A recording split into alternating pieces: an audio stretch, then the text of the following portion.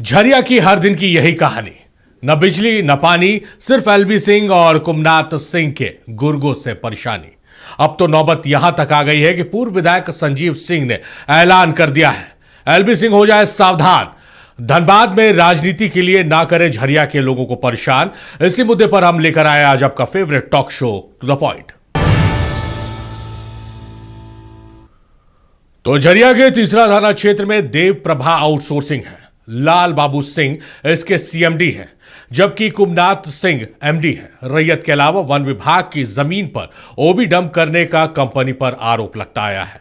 CBI team पर हमला करने का आरोप भी इन पर लगा है और बीते 21 नवंबर को जब ईडी की टीम इनके आवास पर छापेमारी करने पहुंची तो ईडी की टीम पर इन्होंने कुत्ता तक छोड़ दिया। आज की कहानी यह है कि एलबी सिंह और कुमनाथ सिंह के गुर्गों ने वो रास्ता ही काट डाला जिससे बीसीसीएल कर्मी आया जाया करते थे, और जब विरोध हुआ तो बीसीसीएल कर्मियों पर इनके गुर्गों ने लाठी डंडों से जानलेवा हमला कर दिया। हैरानी की बात यह है कि सब कुछ जानने समझने के बावजूद हर बार बीसीसीएल प्रबंधन और स्थानीय प्रशासन बजाय कार्रवाई करने के चुप्पी अख्तियार कर लेता है।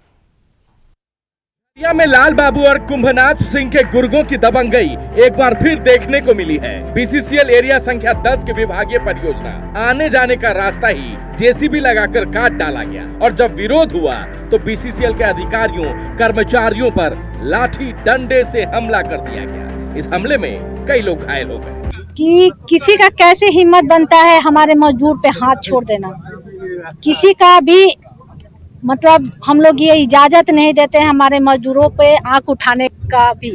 आप हाथ छोड़ दिए, कैसे हिम्मत बनता है। और जैसे सुबह पता चला, हम सुबह सबसे पहले तो काम बंद कराए और हम लोग आए यहाँ। अभी देख रहे हैं कि अभी काम शुरू करा कर जैसे रोड कटा उसे फिर से रोड को भरवा रहे हैं। चारों तरफ काम अभी बंद है और अभी हम लोग सभी का हाल जाने हैं। एक बार फिर विवादों में घिरे देव प्रभा के MD CMD, MD Kumbhnath Singh, CMD Lal Babu Singh के गुर्गों पर जानलेवा हमला करने का आरोप। जबरन कोलियरी क्षेत्र का रास्ता किया बंद। विरोध करने गए बीसीसीएल के अधिकारियों और कर्मियों पर हमला। आधा दर्जन से ज्यादा बीसीसीएल अधिकारी घायल।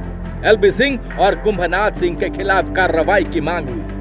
बीसीसीएल कर्मियों ने घंटों किया झरिया बलियापुर मुख्य सड़क को जाम। झरिया के तीसरा थाना क्षेत्र में देव प्रभा करता है कोयले का खनन। रैयत के अलावा वन विभाग की जमीन पर ओबी डंप करने का आरोप है। सीबीआई टीम पर हमला करने का भी आरोप है। घर पे छापेमारी करने पहुंची ईडी की टीम पर कुत्ता छोड़ने का आरोप है। तो आउटसोर्सिंग कंपनी अपनी जगह पर है, अपना काम करे, अपनी हद में रहे, मजदूर का बाप बनने का प्रयास नहीं करे। नहीं तो बाप बनेगा तो बाप बनने से पहले वो यहाँ से धनबाद छोड़कर अपना बुरिया बिस्तर लपेट के चल जाना हो। और एक बात स्पष्ट कर देते हैं कि जिस भी स्तर से मजदूरों का शोषण दोहन हुआ है उसको अब हम लोग खत्म करा कर रहेंगे और बंद करेंगे। अब चाहे उसके लिए जितनी भी लंबी लड़ाई लड़ना पड़े वो लड़ी जाएगी।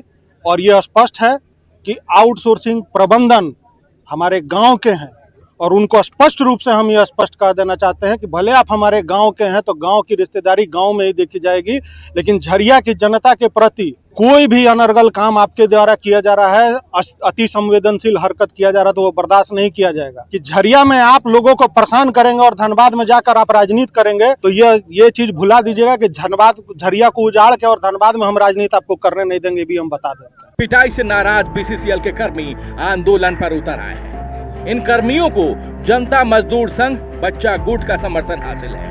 जनता मजदूर संघ के महामंत्री अभिषेक सिंह ने कहा कि लाल बाबू और कुंभनाथ सिंह की दबंगई काफी बढ़ गई है। एमडीओ को आगे बढ़ाने के चक्कर में बीसीसीएल के मिली भगत से बीसीसीएल के कहने के अनुसार एमडीओ वालों ने बीसीसीएल का वो रास्ता काट दिया जिससे ये प्रोडक्शन के लिए जाएंगे।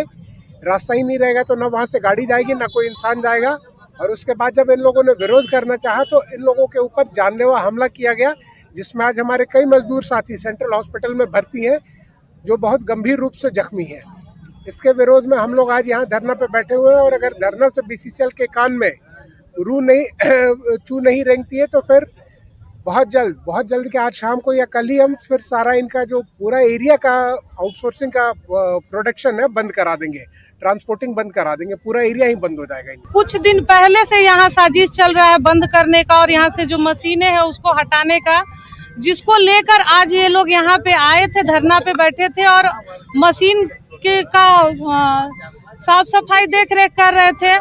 उसी में यहाँ के जो आउटसोर्सिंग के ठेकेदार है उनके गुंडे 10 गाड़ी से हथियार डंडा लाठी के साथ आए और इनके साथ बड़ी बेरहमी से मारपीट किए। इन जितने भी कोल कर्मी हैं उनके साथ मारपीट किए, इनकी महिलाओं के साथ मारपीट किए, दुर्व्यवहार किए।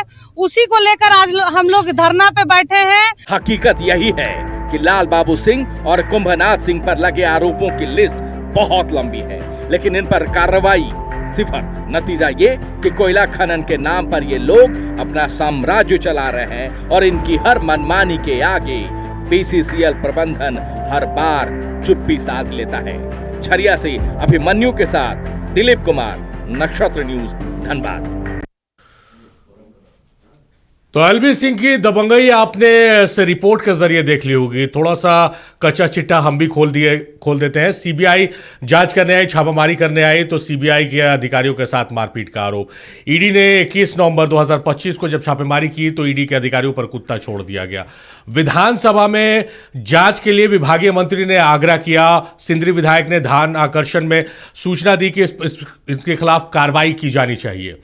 इसके अलावा कई आरोप है। मजदूरों पर हाईवा चढ़ाने का आरोप है, मजदूरों को नौकरी से निकाल देने का आरोप है। आज एक नया आरोप जुड़ गया है, बीसीसीएल कर्मी के साथ पिटाई का आरोप। किसका संरक्षण मिल रहा है, क्यों एलबी सिंह मनमानी कर रहा है झरिया में, इस इलाके को समझने की कोशिश करेंगे, जानने की कोशिश करेंगे। हमारे साथ बहुत खास मेहमान जुड़ रहे हैं, मेहमानों का तारुफ कराएंगे और चर्चा को फिर हम आगे बढ़ाएंगे और उन्हीं से जानने समझने की कोशिश करेंगे कि आखिर ये जो समस्या उत्पन्न हुई है ये कैसे समाप्त होगी। ये जो साम्राज्य चलाया जा रहा है और सरकार को चेहरा दिखाया जा रहा है बार बार तमाम आरोपों के बाद भी, ये कब बंद होगा। मेहमान हमारे साथ जुड़ रहे हैं और मेहमानों का तारुफ करा के हम चर्चा को आगे बढ़ाएंगे। क्षितिज मिश्रा है, आरजेडी के नेता। क्षितिज, बहुत स्वागत है आपका। डॉक्टर आफ्ताब जमील साहब हैं, जेडीयू के वरिष्ठ नेता डॉक्टर आफ्ताब जमील साहब, बहुत स्वागत है आपका। राजू राव साहब हैं, कांग्रेस के नेता, बहुत स्वागत है राजू राव साहब। और सिंदरी से विधायक है चंद्रदेव महतो। चंद्रदेव जी, बहुत स्वागत है आपका। दिलीप का रुख करते हैं सबसे पहले और उन्हीं से जानने समझने की कोशिश करते हैं। दिलीप, एलबी सिंह के जो इतिहास रहा है वो अपनी रिपोर्ट के जरिए हमने दिखाया। इंट्रोडक्शन में भी मैंने बताया कि कितने संगीन और गंभीर आरोप एलबी सिंह पर लगे हुए हैं। विधानसभा में भी एलबी सिंह के खिलाफ आवाज उठाई गई। विभागीय मंत्री ने सदन से जांच के लिए आग्रह किया। बावजूद उसके उसकी दबंगई खत्म नहीं हो रही है। आज एक नया किस्सा उसके नाम पर जुड़ गया है, बीसीसीएल कर्मियों के साथ मारपीट का।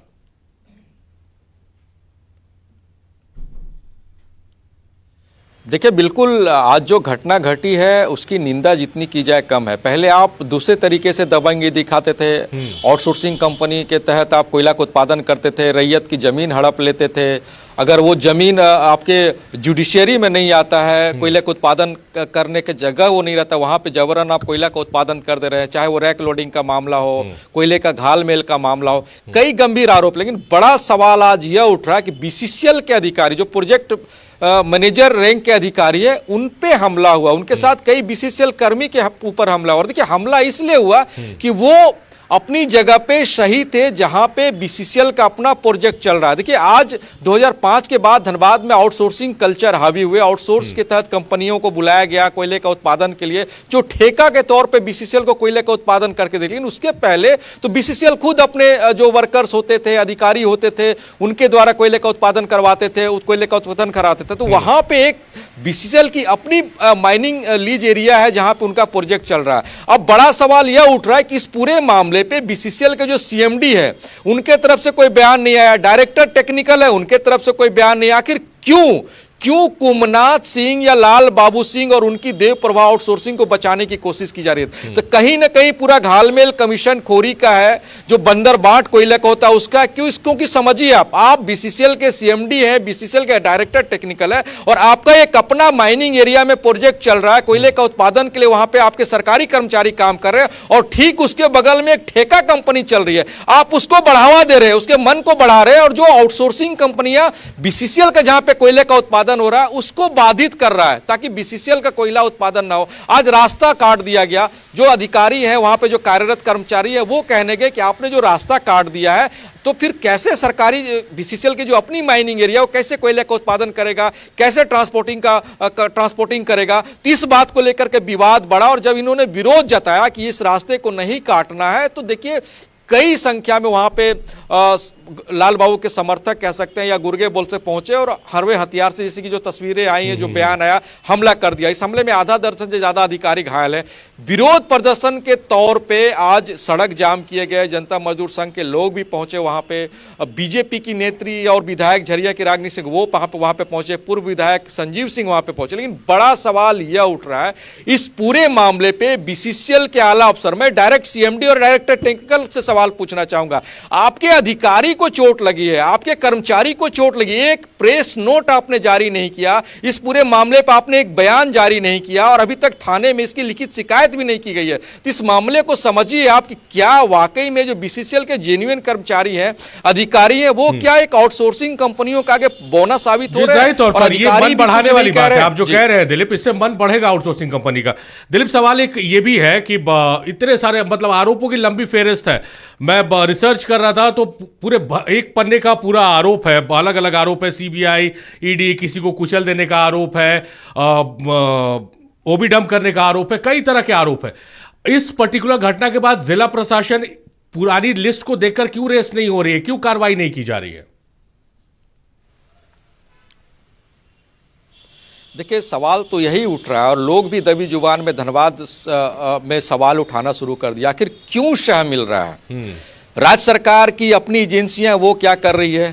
थाने में लिखित शिकायत दर्ज उनके खिलाफ होता है, किस तरह से सुपरविजन हो रहे हैं, किस तरह से कार्रवाई हो रही है? अमूमन आउटसोर्सिंग कंपनियों में अगर कोई बंदी करता है अपने नियोजन, रोजगार या फिर मुआवजे की मांग को लेकर के तो धारा 144 के तहत निषेधाज्ञा लागू कर दिया जाता है। इस पूरे मामले में जिला प्रशासन की चुप्पी कई सवाल खड़े कर रहे हैं। पुलिस किस तरह से काम कर रही है यहाँ पे? क्यों लाल बाबू के खिलाफ जल्द से जल्द सुपरविजन नहीं हो पा रहा मामले का? क्यों उनके खिलाफ थाना में कंप्लेन जाता है तो मामले की लंबी टाइम लग जाते हैं सुपरविजन करने में, और एक आम लोगों के खिलाफ जब कोई मामला दर्ज होता है तो 2 से 3 दिन में सुपरविजन और रिपोर्ट सबमिट हो जाता है और आरोपी को गिरफ्तार किया जाता है। देखिए कई सवाल है। सरकार को, झारखंड सरकार को भी एक रणनीति बनानी पड़ेगी, एक लिस्ट बनाना पड़ेगा कि धनबाद में, कोयलांचल में आउटसोर्सिंग कंपनियों के आड़ में जो गोरख धंधा चल रहा है, जो प्रशासनिक अधिकारियों की साठगांठ चल रही है, उसकी वो जांच कराएं। क्यों आखिर एक आउटसोर्सिंग कंपनी के गुर्गे या गुंडे या उनके तरफ से मनमानी किया जा रहा है? आप देखिए यही जहां की आज घटना है बगल में, हमारे जो सिंदरी के विधायक है वो भी थोड़ी देर बाद हमारे सामने आएंगे तो कुछ ना कुछ वो बोलेंगे। रैयत की जमीन पे वो भी डंप कर दिए हैं। मामला विधानसभा में चल रहा है। विधानसभा की टीम पिछले 6 महीने से धनबाद में आकर के लगातार जांच कर रही है, रिपोर्ट सबमिट कर रही है, लेकिन आज तो देखिए वो मामला ठंडे बस्ते में पड़ा हुआ है। वन विभाग के जमीन को वो भी डंप कर दिया गया। ये आदेश दिया गया कि वन विभाग की तरफ से कि आप वो कम से कम वो भी हटाए वहां से, आज भी वो भी नहीं हटाया गया। पर्यावरण का जो धज्जिया उड़ाया जा रहा है, आप समझिए दिल्ली की हम बात करते पर्यावरण को लेकर के लिए, धनबाद और झरिया को लेकर के कोई सवाल नहीं उठाता। देखिए एक दृढ़ संकल्प झारखंड सरकार को कर लेना है, एक निर्णय लेना है कि आउटसोर्सिंग कंपनियां जो मनमानी कर रही है, ठीक है वो कोयले का उत्पादन करते हैं, बीसीसीएल को देती है एक बहुत बड़ा और खास करके देव प्रभा, किसी भी विवाद की अगर बात करें तो अगर धनबाद से किसी आउटसोर्सिंग कंपनी का नाम आता है तो देव प्रभा आउटसोर्सिंग कंपनी का नाम आता है। इस मामले में क्यों चुप्पी है जिला प्रशासन की, क्यों कार्रवाइयां नहीं की जा रही है, ये जानने समझने की हम कोशिश करेंगे। हमारे साथ चंद्रदेव महतो जी भी जुड़े हुए हैं, विधायक है सिंदरी से, सीधे उनका रुख करते हैं और उन्हीं से जानने समझने की कोशिश कर रहे हैं कि आखिर कहां कमी रह जा रही। चंद्रदेव जी, मुझे याद है कि ध्यान आकर्षण में आपने सूचना दी थी और धनबाद में जो बीसीसीएल के क्षेत्र संख्या 10 में काम करी देव प्रभा आउटसोर्सिंग कंपनी, उसके खिलाफ कार्रवाई की आपने मांग की थी विधानसभा में। क्यों कार्रवाई नहीं हो रही? एक विधायक कार्रवाई की मांग कर रहा है, एन नंबर ऑफ कहा जाए तो आरोप लगे हुए हैं, क्यों कार्रवाइयां नहीं हो रही है? सेंट्रल एजेंसी भी उसके पीछे है लेकिन कार्रवाई नहीं हो रही। आप लोग क्या किस रूप में इसको देख रहे हैं? ये मेरे ध्यानाकर्षण सूचना के बाद जो कमेटी बनी जांच के, वो कमेटी जांच कर रही है। जांच अभी पूरा नहीं हुआ है। कुछ कमेटी के तरफ से जिला प्रशासन को निर्देश भी दिया गया था, जिस पर एरिया 9, 10 और 11 के पूरा को मापी कराना था। जी जी, वो मापी का काम 1 से 1.5 महीना के अंदर पूरा कर लेना था। एरिया 11 में एक दिन हम जो सूचना है कि एक दिन मापी करने के लिए गया था, लेकिन वो मापी नहीं हो पाया, उसके बाद वो नहीं हो पाया है। फॉरेस्ट का ज़मीन को भी ये लोग नष्ट किए हैं, रहती ज़मीन तो करवे किए हैं। इसके अलावा जो राज्य सरकार की जो ज़मीन है उन ज़मीनों पर भी डंपिंग हुआ है, माइनिंग में उसका यूज हुआ है और वो पैसा भी राज्य सरकार को नहीं मिला है। तो ये सारा चीज़ है, इस सारे चीज़ का जो एक फाइनल रिपोर्ट जाएगा उस पर राज्य सरकार, उसके बाद राज्य सरकार काम करेगी, कार्रवाई करेगी। लेकिन तात्कालिक इसे जो होना चाहिए वो भी डंपिंग तो कुछ हद तक रुका हुआ है, लेकिन उसके बाद भी जो माइनिंग है, कहीं रेती में भी माइनिंग हो रहा है, तो वो सब रुकना चाहिए, वो नहीं रुक पाया है। तो इसको लेकर कमेटी के अगली बैठक में हम लोग ये करेंगे। दूसरी ओर जो आज का घटना है, घटना में निश्चित रूप से बहुत ही मनमानी है जी। एक बीसीसीएल के अधिकारियों को कार्यालय में घुस करके पीटा जाता है, तो ये स्पष्ट रूप से देखा समझ में आता है कि बीसीसीएल पूरे तरह से संवेदक ठेकेदार के अंदर आ गए हैं, एमडीओ कंपनी के अधीन आ गए हैं, बीसीसीएल के अधीन ये लोग नहीं हैं। तो ये परिस्थिति मैंने बता रही है कि अब पूरे तरह धनबाद में कोयला में बीसीसीएल में इन लोगों का राज है, बीसीसीएल इसके अधीन है। अच्छा विधायक जी, आप कह रहे हैं कि जांच कमेटी बनी हुई है, उस जांच कमेटी की जांच से आप कितना संतुष्ट हैं? क्योंकि आप कह रहे हैं जो मापी की जमीन की मापी थी वो हो जानी चाहिए थी, अभी तक हुई नहीं है। जांच कमेटी पूरी तरह ठीक ढंग से काम कर रहे हैं, लेकिन जांच कमेटी का जो निर्देश है उस निर्देश को पूरी तरह जिला प्रशासन भी, चूंकि सेंट्रल की एजेंसी है, पूरी तरह उसको अनुपालन नहीं कर पा रही है। दूसरा ये है कि जांच कमेटी का काम सरकार को रिपोर्ट सौंपना है, फाइनल रिपोर्ट अभी गया नहीं है, तो उसके बाद सरकार का काम हमको लगता है कि ज़्यादा ही होगा। तो आशा है फाइनल रिपोर्ट के बाद उस पर अब पूरा कार्रवाई होगा। लेकिन अभी जो निर्देश किया है, ये निर्देश में भी देखें तो प्रशासनिक ई में भी जो होना चाहिए, जो एक तरह से मनमानी बर्बरता वहाँ के लोगों पर किया जा रहा है, उसको रोकथाम का उपाय होना चाहिए। थाना में यदि केस है तो उस केस का जांच बरसों से चल रहा है, जांच नहीं हो पाया। हमको लगता है विधानसभा में ध्यानाकर्षण आने से पहले तो कुछ भी नहीं होता था, इसके बाद कुछ हुआ है, लेकिन इसको पूरा कराने के लिए और सख्ती से काम करने का जरूरत है और बीसीसीएल प्रबंधन को भी इस पर सख्ती बरतना चाहिए, चूँकि उनके एम्प्लॉई है, उनका माइनिंग क्षेत्र है, उनके अधिकारी मार खा रहे हैं। अच्छा विधायक जी, एक चीज बताइए, तो ये एलबी सिंह और कुमनाथ सिंह, ये कहाँ से संरक्षण इनको मिला हुआ कि इतना मन बढ़ा हुआ है कि सेंट्रल एजेंसी भी ये आपके खिलाफ है, स्टेट पुलिस भी जांच कर रही है अलग अलग मामलों में, लेकिन दबंगई जो है वो रुकने का नाम ले रहा है। कहाँ से संरक्षण, कहाँ से वो शक्ति मिल रही है? सेंट्रल एजेंसी, हमको नहीं लगता है पूरे एजेंसी के खिलाफ हैं। हो सकता है एक एजेंसी आया, दो चार अफसर उसके विरोध में रहो, पूरे एजेंसी का वैसा ये इनके खिलाफ वैसा देखने को नहीं मिला। उस पर जो सेंट्रल एजेंसी का जो कार्रवाई होना चाहिए वो कार्रवाई देखने को नहीं मिला। छापेमारी होती है लेकिन उस पर जो कार्रवाई है वो कार्रवाई नहीं होता है, क्या हुआ नहीं हुआ सार्वजनिक नहीं हो पाता है। क्या वजह क्या है? और हमको लगता है पूरे ये केंद्र सरकार का हमको लगता है एक तरह से इनको संरक्षण प्राप्त है, उसी संरक्षण में ये इतना मनमानी कर रहे हैं। चलिए लौटते हैं विधायक जी आपके पास, कुछ और सवाल भी है आपके लिए। अब मेहमानों का रुख करते हैं जो स्टूडियो में हमारे साथ मौजूद है। सत्ता पक्ष का पहले रुख करते हैं, क्षितिज है बारजड़ी से। क्षितिज, जो खबरें देखी और जो चर्चा अभी तक हम लोगों ने सुनी है, क्यों कार्रवाई नहीं हो रही है? जैसा कि विधायक जी भी कह रहे हैं कि भाई सेंट्रल एजेंसी कार्रवाई नहीं कर रही है, छापेमारी होती है लेकिन कार्रवाइयाँ कुछ नहीं होती है। स्टेट पुलिस क्यों नहीं कार्रवाई कर रही है? इतने गंभीर आरोप है क्षितिज। देखिए इब्राहिम, जैसा कि हमें जानकारी, ये घटना बहुत निंदनीय है। जैसा हमें जानकारी हुई है कि जब माइनिंग क्षेत्र पर पुलिस पहुंचती है तब तक कार्यालय में जाकर के गुंडे हमला शुरू कर देते हैं उनके लोगों पर। इसको देखकर के ऐसा लगता है कि ये संगठित है और ये पहले से प्री प्लान्ड किया हुआ है। पहले वहाँ काटा जाता है रास्ता को, जब विरोध करने के लिए लोग वहाँ पहुँचते हैं और पुलिस प्रशासन वहाँ पहुँचती है तो यहाँ कार्यालय में हमला होने लगता है, जो कि संगठित इसके ओर इशारा कर रहा है। और पुलिस प्रशासन इस पर क्यों कार्रवाई नहीं कर रही है, इसका जवाब तो पुलिस प्रशासन को देनी चाहिए और सरकार के संज्ञान में भी ये है।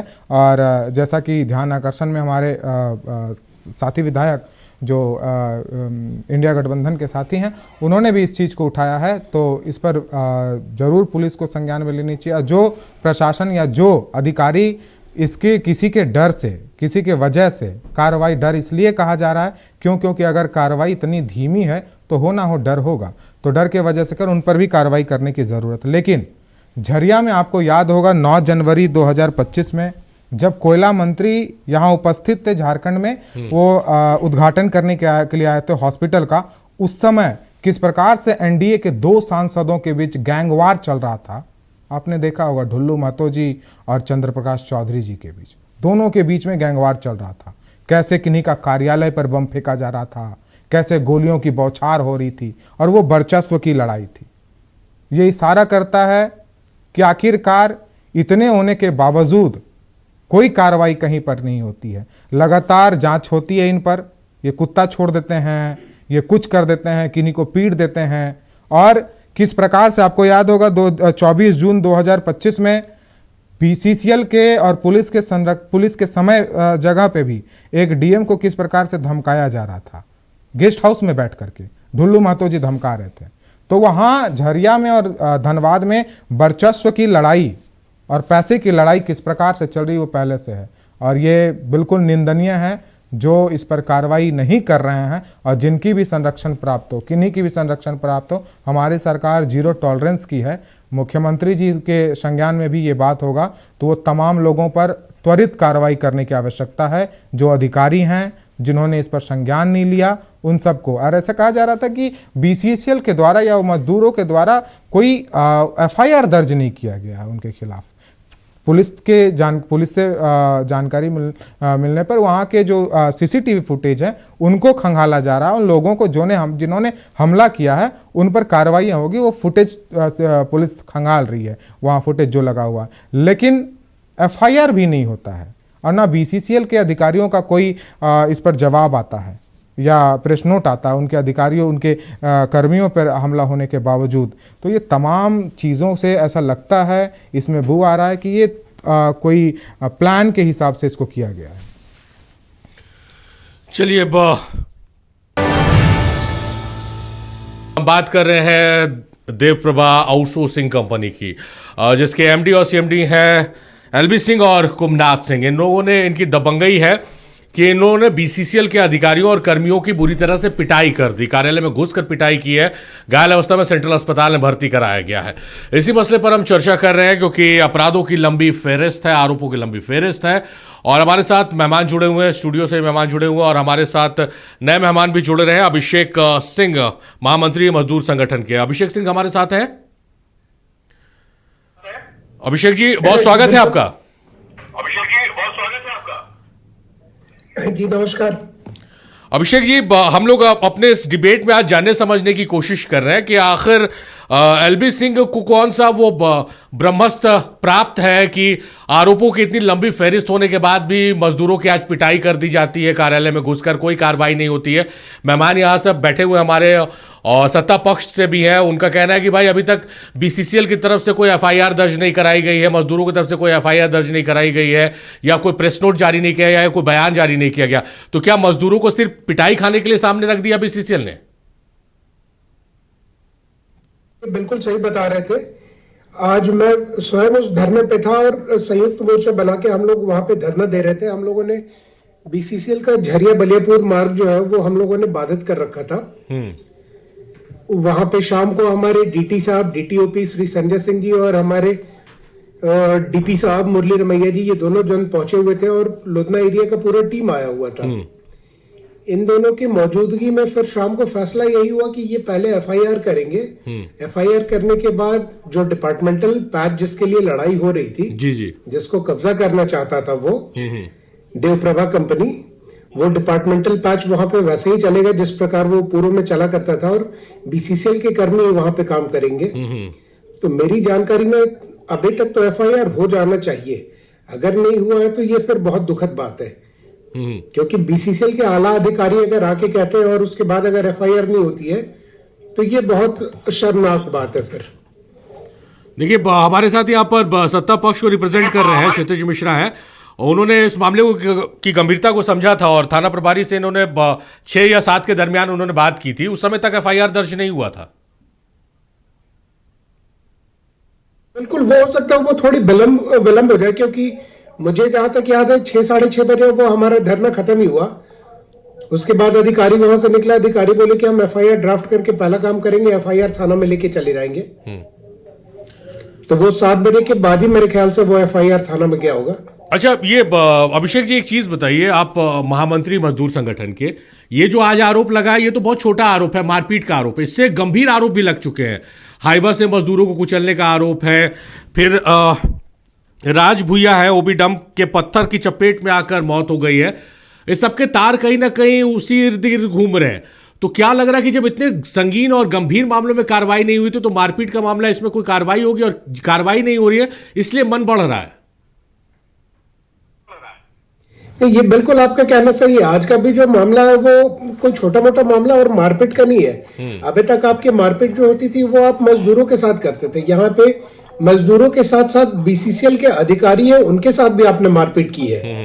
और यहाँ पे जो आपने मारपीट की है वो बीसीसीएल के मजदूरों से की है, ना कि किसी प्राइवेट मजदूर से।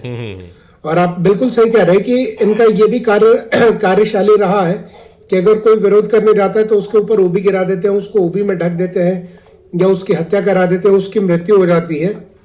और ये बहुत ही दुखद बात है कि इतने घटनाओं के बाद, इनकी घटनाओं की फेयरलिस्ट काफी लंबी है, इसके बाद भी अभी तक इनके ऊपर कोई उचित कार्रवाई नहीं हुई है। ये क्यों नहीं हो रही है अभिषेक जी? हम यही जानना चाह रहे हैं। आप बहुत एक्टिव हैं, आप बहुत मुखर होकर अपनी बातों को रखते हैं, आपका साथ समर्थन मिल रहा है, आप मजदूरों की आवाज बनकर आगे आते हैं, बावजूद इसकी कार्रवाई क्यों नहीं हो रही है? सवाल तो यही है ना। इसके लिए पूर्ण रूप से बीसीसीएल जिम्मेवार है, पूर्ण रूप से बीसीसीएल जिम्मेवार है। और देखिए, जिन गरीब लोगों के साथ, जिन मजदूरों के साथ होता है ना, किसी की मृत्यु हो जाए या किसी को ये ओबी से दबा दे या किसी के हाथ पैर कट जाए या कुछ भी होता है, तो शुरुआत के दौर में केस तो हो जाता है, प्रशासन केस में एक्टिव भी होता है, केस में गिरफ्तारी भी होती है। लेकिन चूंकि मजदूर गरीब होते हैं, उनको आर्थिक सहायता की जरूरत होती है, तो ये ठेकेदार क्या करते हैं, अपने पैसे के बल पे उनको खरीद के केस कॉम्प्रोमाइज करा लेते हैं, जिससे प्रशासन के हाथ भी बन जाते हैं और प्रशासन इनका कुछ बिगाड़ नहीं पाता है। लेकिन बीसीसीएल बकायदा इसमें एक्टिव हो कि बीसीसीएल चाहे तो वो कार्रवाई कर सकती है, क्योंकि अगर बार बार किसी ठेकेदार का नाम ऊपर उछलता है तो वो बीसीसीएल के लिए भी खराब है, उनके रेपुटेशन के लिए भी खराब है। तो बीसीसीएल चाहे तो उनको ब्लैकलिस्ट कर सकती है, चाहे तो उनको टर्मिनेट कर सकती है या वार्निंग दे सकती है। ये बीसीसीएल के अधिकारियों के ऊपर है। ये आपने एक अच्छी बात कही है कि भाई जब आप पे ये गंभीर आरोप लग रहा है, आप बीसीसीएल के लिए काम करते हैं और बीसीसीएल के अधिकारियों और कर्मचारियों को आप पीट देते हैं, तो आपको ब्लैकलिस्ट, आपको टर्मिनेट किया जा सकता है। ये बड़ी कार्रवाई होगी। राज उरांव का रुख करते हैं। राज साहब, आप बहुत गंभीरता से पूरे मामले को सुन रहे हैं। कहीं ना कहीं तो कमियां है कि इस तरह के जो आउटसोर्सिंग कंपनी है उनका मन बढ़ रहा है और उनके चपेट में आ जा रहे हैं मजदूर भोले भाले।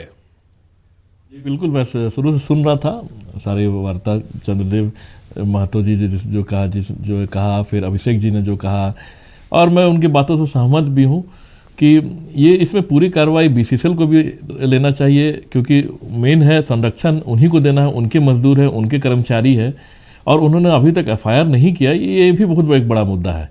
जहाँ अब देखिए कि किस तरह नवंबर में 18 ठिकानों पर ईडी ने 2025 नवंबर में 18 ठिकानों पर ईडी ने इसके विरुद्ध में कार्रवाई की थी, जहां पे इन्होंने कुत्ते छोड़ दिए थे ईडी के अधिकारियों के पीछे। जहां तक ईडी ने अभी तक कुछ पुष्टि भी नहीं किया कि क्या आया सामने, आज कोई गिरफ्तारी नहीं हुई। तो ये मुझे नहीं समझ में आता कि किस तरह का संरक्षण इन्हें मिला हुआ है, या लोग डरते हैं इनसे कि एफआईआर नहीं करते हैं। अभिषेक जी का भी जो सोचना है, एकदम मुझे लगता है कि वो तो वहाँ रहते हैं और ज़्यादा चीज़ बेहतर जानते हैं।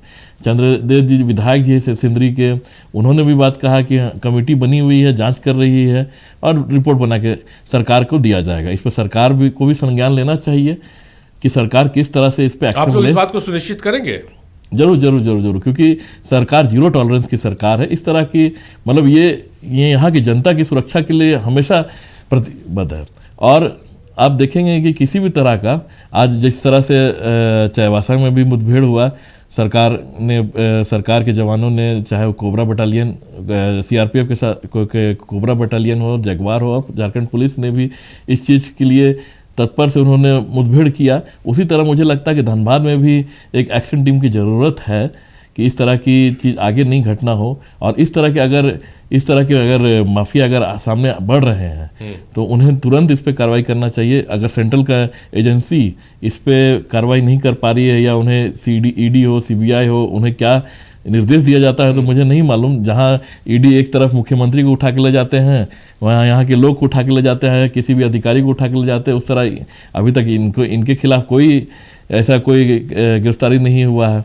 तो मुझे लगता है कि एक स्ट्रांग रीज़न भी चाहिए। जहां अभिषेक जी ने बोला कि एक एफआईआर सबसे पहले प्राथमिकता जो हम बोलते हैं फर्स्ट इंफॉर्मेशन रिपोर्ट, वो ज़रूरी है। इसके ऊपर ही कार्रवाई होगा क्योंकि ये सरकार संविधान और नियम और कानून के साथ चलता है। एफआईआर तो हो चुका। 23 दिसंबर 2023 को एफआईआर हुआ था जब गांव के लोग धरना बैठे थे, जब रैयतों की जमीन कब्जा करने का आरोप देव प्रभा पर लगा था। एफआईआर तो हुआ, कार्रवाई कुछ नहीं हुई। राज जी, जेडीयू का रुख करते हैं। डॉक्टर आफ्ताब जमील साहब, क्या मानते हैं, पॉलिटिकल संरक्षण प्राप्त है इस वजह से देव प्रभा का नाम हर विवाद से जुड़ता चला जा रहा है और उनको लगता है कि भाई मेरा तो कुछ होगा नहीं, सेंट्रल एजेंसी हो चाहे स्टेट पुलिस मेरे पीछे हो? देखिए शरीफ भाई, मैं तब से बात तो सुना ही हूँ और मेरा ये मानना है कि ये बहुत ही गंभीर विषय है। इसके बहुत सारे गंभीर परिणाम भी झारखंड को भुगतने होंगे। और जहाँ तक धनबाद का मामला है, सिंदरी का मामला है, तो ये आज का मामला नहीं है, ये बहुत पुराना मामला है। और इस तरह से लोग, वहाँ के जो जनता हैं खास करके, वो जनता उब चुके हैं इन सारी बातों से। अभी झारखंड जो है, ये यहाँ की राज्य सरकार को ये चाहिए थी कि जब सारंडा जैसे जंगल को इन लोगों ने उग्रवादी कह करके वहाँ से मुक्त कर दिया, उग्रवाद को, सारे उग्रवाद क्षेत्र से मुक्त हो गए, तो मेरा एक ही मानना है कि ये धनबाद जैसे जगह में ये अपने पुलिस बल का प्रयोग क्यों नहीं करते हैं। अगर ऐसे पुलिस बल का प्रयोग किया जाए, मैं आपको दावा के साथ कहता हूं कि ये तमाम जो लोग हैं क्रिमिनल, ये क्रिमिनल माइंडेड भी हैं, क्रिमिनल भी हैं और इनको संरक्षण प्राप्त है और बिना संरक्षण की इतनी बड़ी हिम्मत ये लोग नहीं कर सकते हैं। और सारिफ भाई, एक बात मैं आपको बताना चाहता हूं कि आप जहां तक सवाल है कि बीसीसीएल का, तो बीसीसीएल के जो पदाधिकारी, जिन लोगों ने अभी तक एफआईआर नहीं किया है, जिन लोगों ने अभी तक मजदूरों का, या अपने मजदूर हो चाहे दूसरे मजदूर हो, मजदूर है, सब झारखंड का लोग है बेचारा, वो पीछे जा रहे हैं। और आपका पदाधिकारी मार खाया है, आपका पदाधिकारी को दौड़ा करके मारा है लोगों ने, उनको लहूलुहान कर दिया है। अभी ना जाने कितने लोग वहाँ हॉस्पिटलाइज्ड हैं। हम लोग को ही पता चला है, हम लोग भी बहुत सुबह से परेशान हैं कि भाई इस तरह के मामलात हो गए हैं। चूंकि रात है इसलिए हम लोग नहीं पहुंच पाए हैं, कल हम लोग जरूर पहुंचेंगे, जनता दल यूनाइटेड की टीम वहां जाएगी। और मैं आपको बताना चाहता हूं कि ऐसे तमाम लोगों को के ऊपर में जो पदाधिकारी बीसीसीएल के हैं, वो भी क्रिमिनल माइंडेड हैं, इसलिए वो संरक्षण दे रहे हैं और इसलिए वो एफआईआर नहीं करना चाहते ताकि लोगों का संरक्षण हमको मिला रहे। और जहां तक सवाल है कि वो आउटसोर्सिंग कंपनी का, तो आउटसोर्सिंग कंपनी जो है ये तमाम लोगों को मिला करके चलता है, चाहे वो प्रशासनिक अधिकारी हो, चाहे वो सरकार में बने हुए जो लोग, राज्य सरकार में जो बड़े बड़े जो महामहिम लोग बैठे हुए हैं, उनको तक ये लोग नहीं छोड़ते हैं। सारों को अपने गठन में ले करके और बढ़िया से एकत्रित होकर के तब ये सुनियोजित ढंग से ये कार्य कर रहे हैं और झारखंड को खोखला करने का काम कर रहे हैं। इसमें कभी ये विधायक बन जाते हैं बीजेपी के, कभी ये बन जाते हैं आरजेडी के, कभी ये बन जाते हैं कांग्रेस के। फेसबुक खोलिएगा ना तो साफ स्पष्ट तौर पे अपने बायो में लिखा हुआ है कार्यकर्ता भारतीय जनता पार्टी। नहीं नहीं, देखिए भारतीय, फिर वही भारतीय, बयान मैं बदलेगा। देखिए मैं यही बोलना चाह रहा हूँ, मांगने गए थे वो। मैं यही बोलना चाह रहा हूँ अब कि बयान आप बदलेगा। अगर सुनिए, अगर आप ये बोलते हैं कि भारतीय जनता पार्टी के हैं तो आप क्यों नहीं कार्रवाई करते हैं? नहीं, राज्य हम नहीं सरकार बोल को रहे तो हैं। ये पावर है ना। हमने फेसबुक का जिक्र किया कि फेसबुक का पर मैं नहीं जाता, मैं तो फेसबुक देखता भी अच्छा नहीं। चलिए फेसबुक में मत जाइए, मैं राजू ना राव तो को सुन फेसबुक लीजिए, देखता हूं, राजू राव को, ना क्षितिज को मैं, सुन लीजिए, तो कह रहे हैं कि भाई भारतीय जनता पार्टी से कि टिकट पर मैं ये चुनाव बात लड़ने जा रहे कहता हूं, थे। सालिम भाई, 2024 मैं देखिए हमको बोलने नहीं दीजिएगा आप लोग, हम जान रहे हैं दोनों तरफ सत्ता वाले लोग बैठे हुए हैं। अच्छा ठीक है, हमारे दोनों आफ्ताब तरफ जमील साहब, सरकार के आफ्ताब लोग जमील साहब, बैठे हुए हैं। अच्छा आफ्ताब और जमील इन साहब, लोगों का ही नहीं नहीं संरक्षण सुनिए ना, प्राप्त है। आफ्ताब जमील साहब, आप कह रहे हैं ना कि फेसबुक आप नहीं सुन लीजिए, आप कहते हैं फेसबुक को हम नहीं मानते, चलिए मत मानिए। क्षितिज मिश्रा और राजू राव जो डाटा दे रहे हैं उसको भी मान लीजिए, एक बार सुन लीजिए क्या बोल रहे हैं, एक लाइन में बता दीजिए।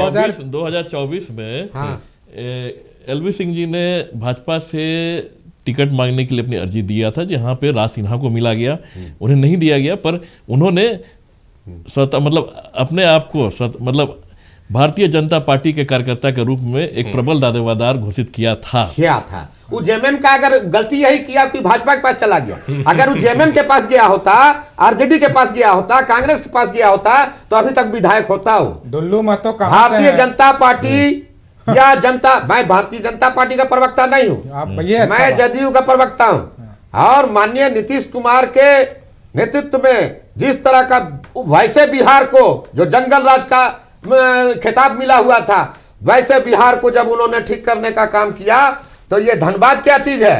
आपके पास पावर है, आपके पास, लेकिन यहाँ तो क्या है भाई, जो लोग रिटायर कर गए उनको जब आप डीजीपी बना के अभी रखे हुए ये हैं। तो गलत बयान। ये मेरा बयान नहीं है, डीजीपी बने तो ये मेरा बयान नहीं है, ये कोर्ट अच्छा का चलिए, बयान है। अच्छा चलिए, आफ्ताब साहब आपके पास आते हैं। जब डीजीपी एक बार चंद्रदेव महतो जी का रुख कर लेते हैं। सरकार में किसी से ये डरने वाले अच्छा नहीं हैं। आफ्ताब जमील साहब आ रहे हैं आपके आउटसोर्सिंग का जहां पास, एक बार चंद्रदेव महतो जी का रुख कर लेते हैं। चंद्रदेव महतो जी, तो बात आ रही है डिबेट में लगातार कि एफआईआर नहीं हुआ, एफआईआर नहीं हुआ, एफआईआर होगा तो कार्रवाई होगी। महामंत्री भी जुड़े हुए मजदूर संगठन से, वो भी कह रहे हैं एफआईआर तो हुआ है 23 आप ही की पहल पर 23 दिसंबर 2023 को एफआईआर हुआ है, उसके बाद भी तो कोई कार्रवाई नहीं हुई। इस मामले में एफआईआर हो जाएगा तो कोई कार्रवाई नहीं होगी।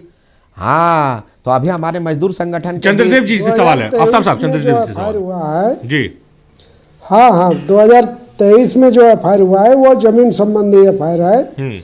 सीओ के द्वारा एफआईआर किया गया था, जो रहती जमीन पर अवैध रूप से ओबी डंपिंग और जो जीएम लैंड झारखंड गवर्नमेंट का है उस पर अवैध रूप से ओबी डंपिंग के खिलाफ में एफआईआर किया गया था।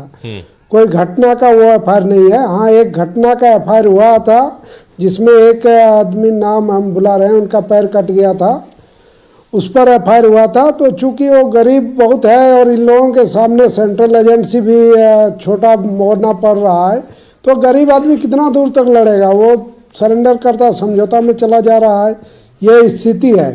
अभी का जो घटना है, बीसीसीएल अधिकारी पर ऑफिस में घुस के यदि मारपीट किया जा रहा है और वो यदि एफआईआर नहीं कर रहे हैं तो इसका मतलब है कि वरीय पदाधिकारी के तरफ से इनको डर है कि यदि हम एफआईआर करेंगे तो हो सकता है हम पर कार्रवाई, विभागीय कार्रवाई होगी, तो इस डर से एफआईआर नहीं कर पा रहे हैं। नहीं चंद्रदेव जी, आप तो ऐसी पार्टी से आते हैं जो संघर्ष जिसकी पहचान है, और आप ऐसी बात कहिए, कोई इतना बड़ा कानून से कैसे हो सकता है? तो ये चीज तो घटना से ही स्पष्ट होता है ना। बीसीसीएल के जो अधिकारी हैं जिनके साथ मारपीट किया गया ऑफिस में घुस करके, वो यदि एफआईआर करने का हिम्मत नहीं जुटा पा रहे हैं तो कहीं ना कहीं बीसीसीएल के सीएमडी चाहे ऊपर लेवल के जो पदाधिकारी के हैं उनके तरफ से भाई से ये लोग ही हैं कि यदि एफआईआर करते हैं तो हम पर कोई कार्रवाई हो जाएगा, उस डर से एफआईआर नहीं किए हैं। ये तो आप समझ ही रहे हैं, पूरा घटना से हर लोग समझ में आ रहा है। साधारण गरीब लोग यदि एफआईआर नहीं कर पाते हैं तो वो लोग समझ पाते हैं कि चलिए वो लड़ने का उसमें ताकत नहीं है, इन लोग से नहीं कर सकेंगे। लेकिन बीसीसीएल के यदि सीएमडी, डीटी, डीपी इन लोग के तरफ से यदि अपने कर्मी को आश्वस्त किया जाए तो हमको लगता है हर एक लोग अलग अलग एफआईआर करेंगे, लेकिन वो अपने में व्याक्रांत है जिनके साथ घटना हुआ, एफआईआर कर ही नहीं पा रहे, नहीं कर पा रहे, तो जिला प्रशासन या राज्य सरकार उस पर क्या कर पाएगी? चलिए ये तस्वीरें भी हम लगातार दिखा रहे हैं कि जब 21 नवंबर को पिछले साल जब ईडी का छापा पड़ा था तो किस तरह से 2 घंटा ईडी के अधिकारियों को बाहर रोका गया था जो कुत्ता छोड़ने का आरोप लगा। ये देखिए यही तस्वीरें हैं, 2 घंटे ईडी के अधिकारियों को बाहर रोका गया था। दिलीप का रुख करते हैं और ये तस्वीरें देखिए, हम सर्कल करके दिखा रहे हैं। ऐसे कुत्ते के जरिए कुत्ते छोड़ दिए गए थे जो सुर्खियां भी बनी थी तमाम अखबारों में और मीडिया चैनल्स पे।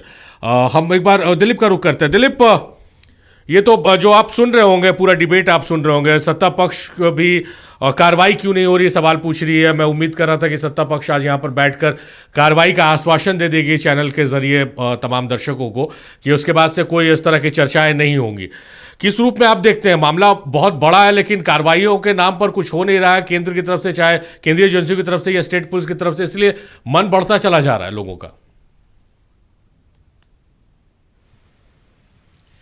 देखिए, लोगों का मन बढ़ता चला जा रहा है, खास करके देव प्रभा आउटसोर्सिंग का मन बढ़ता चला जा रहा है। इनके जो एमडी सीएमडी लाल बाबू सिंह, कुमनाथ सिंह, इनका भी मन बढ़ता जा रहा है। इनके साथ साथ जो इनके सहयोगी हैं, इनके गुर्गे हैं, उनका भी मन बढ़ता जा रहा है। देखिए, बड़ा सवाल यहाँ पे यह उठता है कि ठीक है, केंद्रीय एजेंसियां किस तरह से कार्रवाई करेगी, झारखंड पुलिस किस तरह से कार्रवाई करेगी, ये बात की बात है।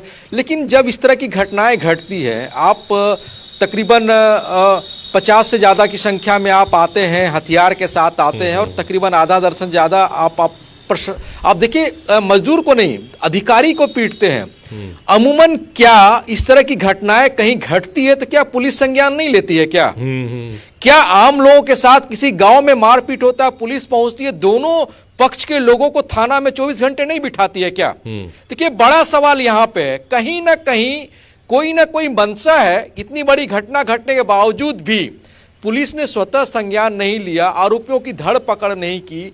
साफ तौर पर अधिकारी कह रहे हैं कि उनके गुर्गे आए थे मारपीट किए, उनको लेकर के आपने कोई कार्रवाई नहीं की। देखिए, ये प्रशासनिक पदाधिकारी और पुलिस का, लेकिन बड़ा सवाल यहाँ पे बीसीसीएल के सीएमडी के ऊपर है। उनकी क्या मंशा है, क्यों इस मामले पे चुप्पी साधे हुए? क्या उनकी आउटसोर्सिंग कंपनियों से साठगांठ हो गई है? कमीशन खोरी का बातचीत चल रहा है। जिस तरह से इसके पहले जो सीएमडी थे शमीरन दत्ता, उनके ऊपर आउटसोर्सिंग कंपनियों के साथ साठगांठ का आरोप लगा है, उनके खिलाफ कार्रवाई भी चल रही है, मीडिया में भी खबरें आई है। हो सकता है कि ईडी सीबीआई सब उनके खिलाफ जांच कर रही है। तो ये क्या नए जो सीएमडी आए हैं, जो बराबर बड़े बड़े कार्यक्रम करते हैं, महिलाओं के उत्थान की बात करते हैं, सीएसआर प्रोग्राम करते हैं, कोयला नगर में बड़े 3 दिन का महिला मेला, सम्मान महिला मेला का आयोजन किया जिसमें बीसीसीएल के तमाम जो अधिकारी, उनके जो पत्नी है वो वहां पर शामिल हुए। तो क्या उनके जो एक्सपेंसेज हैं या फिर उनका जो निजी काम चल रहा है, उनका जो निजी महिलाओं का एनजीओ चल रहा है, क्या इन्हीं आउटसोर्सिंग कंपनियों के कमीशन से चल रहा है? और उसी कमीशन के कारण इनको बढ़ावा दे रहे हैं। जाहिर तौर पर कमीशन का खेल है ये, सीधे तौर पर कहा जा सकता है। जब बीसीसीएल के अधिकारी पीट जा रहे हैं, मजदूर पीट जा रहे हैं, बीसीसीएल की तरफ से कोई एक्शन नहीं लिया जा रहा, तो ये कमीशन का खेल। अभिषेक सिंह का रुख करते हैं। अभिषेक जी हमारे साथ जुड़े हुए हैं। अभिषेक जी, गदर में एक सनी देओल का फेमस डायलॉग था कि कागज पर एक मुहर नहीं लगेगी तो तारा पाकिस्तान नहीं जाएगा। क्या एफआईआर नहीं होगी तो क्या पुलिस स्वतः संज्ञान, जो दिलीप हमारे सहयोगी कह रहे हैं, पुलिस स्वतः संज्ञान लेके कार्रवाई नहीं कर सकती क्या इस मामले में? बिल्कुल कर सकती है। पुलिस के पास तो ये पूरा हक है कि वो स्वतः कार्रवाई करे और इनफैक्ट पुलिस को ये करना भी चाहिए। आज क्योंकि हमारे जो वो दिन भर का घटनाक्रम था, दिन भर हम लोगों ने वो मुख्य मार्ग है झरिया बलियापुर सिंदरी को जो जोड़ता है, उस रास्ते को हम लोगों ने दिन भर बंद रखा। पुलिस की टीम थी लेकिन पुलिस के कोई आला अधिकारी वहां मौजूद नहीं थे। तो पुलिस का तो ये कर्तव्य बनता है कि पुलिस उस पर कार्रवाई करे। जाहिर तौर पर अभिषेक जी, एक मैसेज, मजबूत मैसेज देने की आवश्यकता है। क्षितिज, आपका रुख करते हैं। क्षितिज, ये तो जरूरी है ना कि भाई किसी की दबंगई अगर बढ़ती जा रही है देव प्रभा आउटसोर्सिंग कंपनी की, तो उसके खिलाफ कार्रवाई करके एक नजीर पेश करने की आवश्यकता है। देखिए, पुलिस ने इस घटना के बाद वहाँ के सीसीटीवी, जो कार्यालय की सीसीटीवी है, उसको खंगालना शुरू किए। जो लोग उनमें चिन्हित किए जाएंगे उनको पकड़ा जाएगा। पुलिस के बात करने के बाद हमें ये पता चला था, और ये वो होने के क्योंकि नामजद एफआईआर अगर हो जाता है तो पुलिस जा करके उनको पकड़ सकता है, पूछताछ कर सकता है। लेकिन अगर नामजद एफआईआर नहीं है तो पुलिस को सीसीटीवी फुटेज को ही खंगालना पड़ेगा। दूसरा बात, आपको याद होगा कि जैसे आपने भी दिखाया, ईडी आने पर कुत्ता छोड़ा गया था, तो कई सारे धाराएं लगते हैं उन पर, नॉन बेलेबल होगा ये, 3 से 7 साल तक का जेल होगा।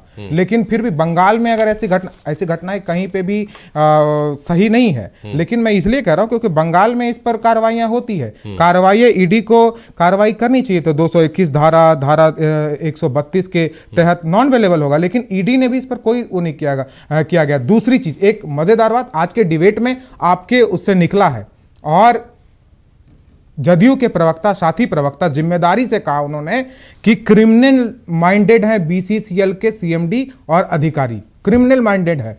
तो क्या कोयला मंत्री इन दोनों को हटाएंगे? इन पर कार्रवाई होगी कि नहीं होगी? और मैं बता रहा हूं नहीं होगा। क्यों? क्योंकि वहां संलिप्तता किसकी है ये बात सबको पता है। और वो जैसा कि अभी मेरे भाई बता रहे थे, ये बात से मुकरे जब पता चला था, मैं स्पष्ट रूप से कह देता हूं कि वो बीजेपी के कार्यकर्ता हैं और भारतीय जनता पार्टी से 2024 में वो टिकट मांगने के लिए फार्म भरे थे। और ढुल्लू महतो जी पर भी क्या क्या आरोप है और किनके सांसद है, बीजेपी के कर्मों को धोने का काम मत कीजिए। आप जदयू के प्रवक्ता हैं, मुझे पता है, लेकिन आपने कहा ना कि आरजेडी के पास चले जाइए, चाहे आप जेएमएम के पास चले जाइए, तो कौन है उसका वो दिख रहा है। इन पर कार्रवाइयां होनी चाहिए। पुलिस त्वरित कार्रवाई कर रही है, और पुलिस, मैं फिर बता रहा हूं, पुलिस प्रशासन जो है वो बिना एफआईआर किए हुए वो सीसीटीवी फुटेज को आफ्ताब जमील साहब बहुत कम शब्दों में रखिएगा, आफ्ताब साहब समय की कमी है। देखिए, कार्रवाई होगा कुछ नहीं। मेरा ये मानना है, हम ये जानते हैं कि आरोप प्रत्यारोप चलता रहेगा, लेकिन भाई अभिषेक सिंह जी जो मजदूरों के नेता हैं, बहुत सम्मानित नेता हैं, इनके माध्यम से भी, इनके द्वारा भी तो एफआईआर किया जा सकता था अगर कोई एफआईआर नहीं किया है तो। और माननीय विधायक यहाँ हैं सिंदरी के चंद्रदेव महतो जी, ये भी अपने माध्यम से चाहते तो मजदूरों के हित में जाकर के वहां पर एफआईआर करते, लेकिन इन्होंने भी नहीं किया। चलिए, तो अब सवाल ये उठता है कि हर आदमी एक दूसरे पर फेंकने का यदि काम करेगा तो इस पर लगाम कैसे लगेगा? ठीक है, चंद्रदेव महतो साहब, विधायक जी कम शब्दों में अपनी बात आपसे वाइंड अप कॉल लेते हैं, संपन्न कीजिए। हम लोगों ने कोशिश किया, वहां पे जो हमारे मजदूर साथी घायल थे या जो अधिकारी घायल थे, इन सब से हम लोगों ने लगातार संपर्क बनाए रखा और लगातार प्रयास किया कि ये एफआईआर करे। लेकिन आपके इस ठेकेदार का खौफ इतना ज्यादा है कि ना कोई बीसीसीएल के अधिकारी सामने आए और ना ही कोई मजदूर इसके लिए तैयार हो रहे हैं। मजदूर कह रहे हैं कि अगर मैं एफआईआर कर दूंगा ये मेरे पूरे घर के ऊपर ओबी गिरा देगा, फिर मैं कहां जाऊंगा। चलिए, ये दबंगई है। विधायक जी कम शब्दों में वाइंड अप कॉल आपसे लेते हैं। हाँ जी, क्या ये दबंगई चलती रहेगी, आप ऐसे ही चर्चा करते रहेंगे? नहीं, ये तो इस पर लगाम लगना चाहिए और निश्चित रूप से लगाम लगेगा। इस तरह का दबंगई गुंडाई तो नहीं चलना चाहिए, इस पर लगाम निश्चित रूप से लगना चाहिए। लेकिन इसके साथ साथ इस दबंगई, चाहे इस तरह का जो हिम्मत देने वाले लोग हैं, उन लोग पर जब तक नहीं अंकुश लगाया जाएगा, उन लोग पर जब कार्रवाई नहीं होगा, तो हमको लगता है कि सब इस ढंग से चलता रहेगा। चलिए, उन लोगों पर भी कार्रवाई करने की जरूरत है। ये सेंट्रल एजेंसी के साथ साथ राज्य सरकार, प्रशासनिक जो अधिकारी है, उन लोग पर भी पूरे सचेत होकर उन लोग को इस पर कार्रवाई करने की। चलिए, बहुत शुक्रिया चंद्रदेव महतो साहब, आपने अपना कीमती वक्त दिया। राज साहब आपका बेहद शुक्रिया, क्षितिज बेहद शुक्रिया, आफ्ताब जमील साहब आपका बेहद शुक्रिया, अभिषेक सिंह साहब आपका बेहद शुक्रिया, दिलीप आपका भी बेहद शुक्रिया, आप तमाम मेहमानों का और हमारे सहयोगी का तहे दिल से शुक्रिया।